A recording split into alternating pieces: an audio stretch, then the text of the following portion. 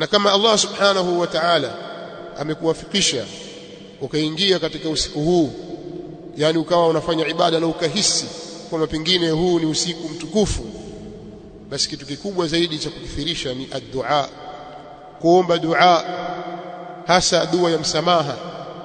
Kuna watu wanadhana ya kwamba usiku huo wa Lailatul Qadr, ile Lailatul Qadr maana yake ni usiku ambao linapita jinyota kubwa, nyota ya jaha. Ukiliona hilo basi ushatajirika, utaomba unachokitaka. Katika Uislamu hakuna nyota ya jaha, na kamfahamu hivyo.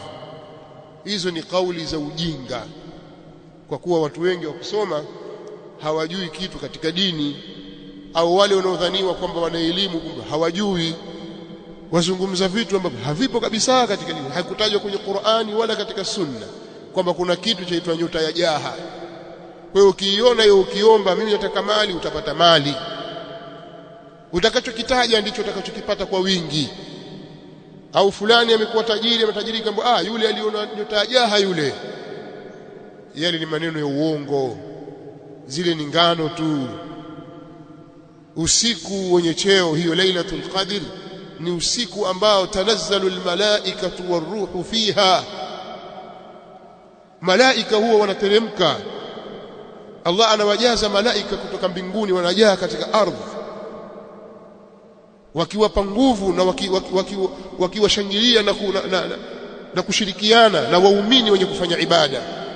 Tanazzalu almalaika, malaika wanashuka, waruhu, na Jibrili pia ashuka siku hiyo, anateremka katika usiku huo akiwatia nguvu waumini, wakiwaombea waumini wakubaliwa amali zao, wasamehewe madhambi yao.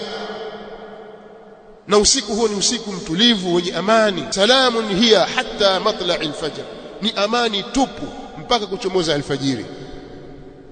Kwa malaika wanashuka, Allah anawateremsha kwa wingi. Siku zote malaika wanashuka, wanapishana. Kila siku malaika wanateremka. Lahu muaqibatun min bayni yadayhi wa min khalfihi yahfazunahu min amri Allah. Malaika wanateremka kila siku, na kila wakati mwanadamu anaandamwa na malaika, lakini hawa ni malaika maalum kwa ajili ya usiku huu tu, na ni kundi kubwa likiongozwa na Jibril alayhi salatu wassalam. Waruhu, ruhu ni Jibril alayhi salatu wassalam.